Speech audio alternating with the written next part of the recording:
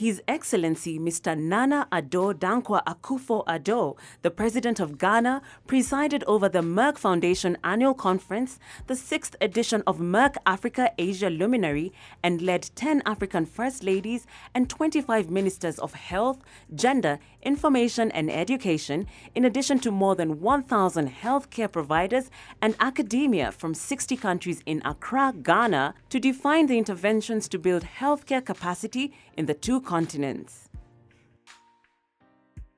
Ghana's First Lady, Your Excellencies, First Ladies of fellow African countries, Ghana's Second Lady, the Chief of Staff of the Office of the President, Ghana's Minister for Foreign Affairs and Regional Integration, Ghana's Minister for Gender, Children and Social Protection, Ministers and Deputy Ministers of States, Ministers and Deputy Ministers of fellow African countries, Member of Parliament for Klote Kole constituency and other members of Parliament, the Municipal Chief Executive of Klote District, Municipality, Chairperson of the Board of Trustees of Merck Foundation, the Chief Executive Officer of Merck Foundation, prominent scientists and scholars, traditional rulers, members of the diplomatic corps, fellow Africans, distinguished ladies and gentlemen. It is with considerable pleasure that I join you for the 6th edition of the Merck Africa Asia Luminary and the 2nd anniversary celebration of the Merck Foundation, both of which are being held in our capital city of Accra, a city with a well-deserved reputation for its warmth and hospitality. Akwaba is our word of welcome to those of you who come from beyond our shores. I'm sure you're experiencing the famed Ghanaian hospitality, and I hope you enjoy your stay with us. I know that many of their excellencies, the First Ladies, who have honored us with their presence in Accra, are very familiar with what I am saying. Once again, Your Excellencies, Akwaba. Soyez les très bienvenus aux toutes nos premières dames. Vous nous avez honorés avec vos présences ici à Accra. I thank the Chief Executive Officer of the Merck Foundation, Dr. Rasha Kelej, for the invitation to be here and deliver these brief remarks, an invitation which was handed over to me personally by my beautiful Rebecca, Ghana's First Lady.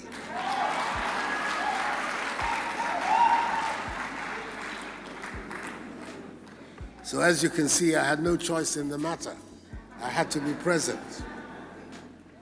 Nonetheless, as the African Union's gender champion and as co-chair of the United Nations Group of Eminent Advocates for the 2030 Sustainable Development Goals, SDGs, I'm doubly happy to be here, especially as it gives me the rare opportunity of sharing the same stage as Rebecca and allowing me to pay tribute publicly to her for the widely acclaimed sterling work she's been doing for our nation for nearly 3 years as Ghana's First Lady.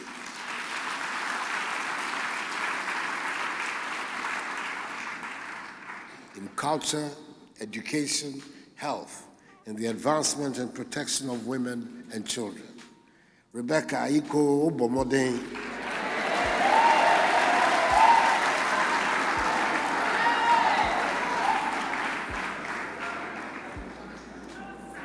The goal of the 2030 UN SDGs is to promote global development that, as they say, leaves no one behind. It is worth noting that SDG number 5 talks about achieving gender equality and empowering all women and girls. Indeed, the realization of all 17 goals clearly has a specific demographic of population in mind: women. In Ghana, 52% of our population is female. This statistic is also representative of the African condition. It means that the empowerment of women and ensuring gender equality constitutes fundamental challenges for our development. Their successful resolution is one of the surest ways of rooting out poverty and guaranteeing the progress and prosperity of our country and continent. In the words of our late illustrious compatriot, the great Ghanaian Kofi Annan, former United Nations Secretary General at the World Economic Forum in the year 2000, and I quote, "No development strategy is better than one that involves women as central players. It has immediate benefits for nutrition, health, savings, and reinvestment at the family, community, and ultimately country level. It is a long-term investment that yields an exceptionally high return." Unquote. When you consider that women are the first-line educators of our children, our communities, our nations, our region, and our continent, it is obvious that we empower our continent when our women are empowered. That is why the work that is being undertaken by the Merck Foundation in bringing onto the table issues concerning women, especially on how to break the stigma around infertility, is of considerable importance, hence our gathering here. Your Excellencies, ladies and gentlemen, we're told by the World Health Organization, WHO, that 186 million people around the world experience either primary or secondary infertility. We in Africa are tagged as the continent with the highest birth rate. And some countries in Central and Eastern Africa are also described as, quote, the infertility belt, unquote, of the world. WHO tells us again that even though infertility in men is the cause of 50% of cases of a couple's inability to conceive, the economic, psychological, and socio-cultural burdens, quote, fall disproportionately on women, unquote. From being abandoned, depressed, humiliated, insulted, maltreated, and stigmatized, women suffer the most. Statistics tell us that in Côte d'Ivoire, for example, 26% of infertile women, compared with 3% of fertile women, have never been married. In Ethiopia, it is said that 85% of childless marriages end in divorce in 5 years. In Tanzania, quote, a childless widow may not inherit her husband's wealth, unquote. In South Africa, a survey conducted revealed higher levels of anxiety, depression, and anger amongst infertile women. In Ghana, a woman who is infertile risks being treated as an outcast and having her marriage ending. These cases, I believe, are not peculiar to these countries only, but are also representative of the unfortunate situation prevailing on the continent. It must end. The factors that lead to infertility, whether anatomical, endocrinological, genetic, or immunological, are not ones women wish on themselves. Yes, there may be other factors, such as infections to the reproductive system and poor health practices, which are preventable and may result in infertility. However, the onus is on each and every one of us to work towards finding solutions to addressing infertility and ending stigmatization. We must, as a matter of necessity, take urgent steps to incorporate issues regarding infertility prevention and its treatment in the development of maternal and reproductive health care policies of our respective countries. We need to train more gynecologists and embryologists.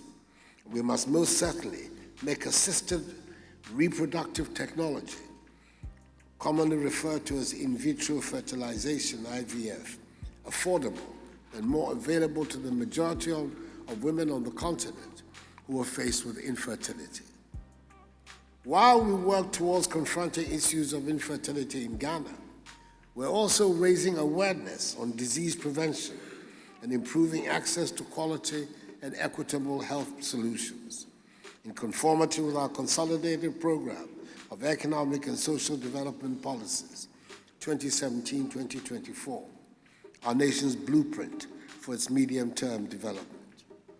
we're focusing on the prevention and treatment of non-communicable diseases, NCDs, such as hypertension, diabetes, sickle cell, asthma, and cancer, which are estimated to account for more deaths than those occasioned by communicable diseases in Ghana. The objectives of our non-communicable diseases policy are: 1, to reduce exposure to risk factors that contribute to NCDs. 2, to strengthen early detection and management to reduce morbidity and mortality from NCDs. 3, to strengthen multi-sectoral collaboration for NCD prevention and control. And fourthly, to ensure sustainable funding and other resources for NCDs. Indeed, Ghana plans to achieve by 2030 universal health coverage, which we define in the Ghanaian context as follows, and I quote: all people in Ghana have timely access to high-quality health services, irrespective of ability to pay at the point of use, unquote.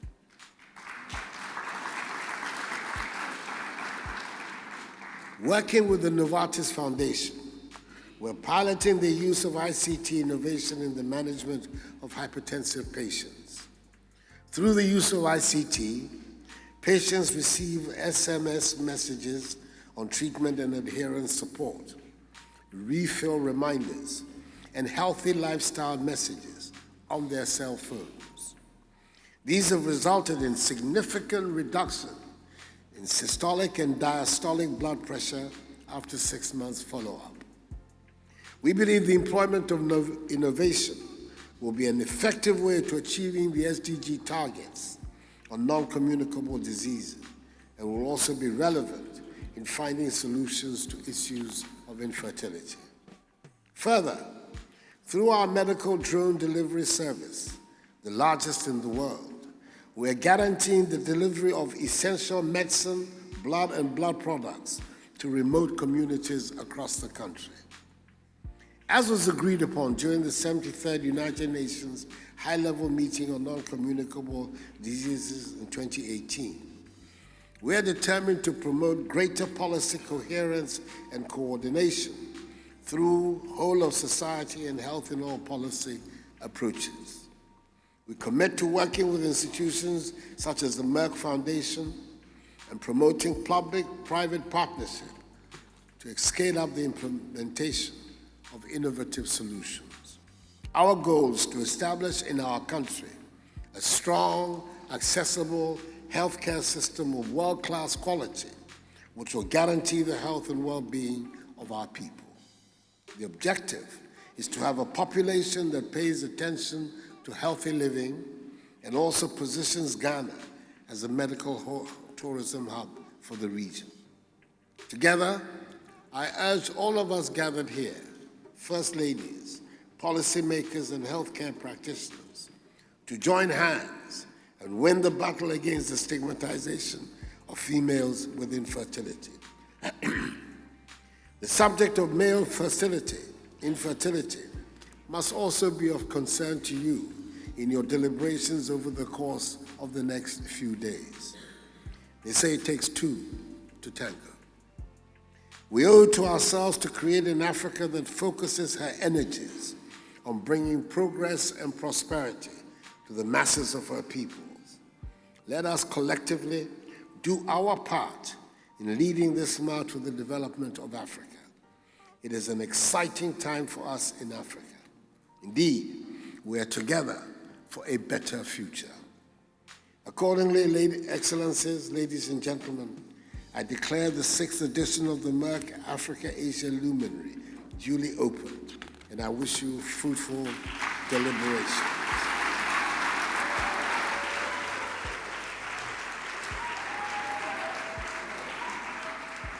May God bless Mother Africa, the Merck Foundation, and us all. I thank you for your attention.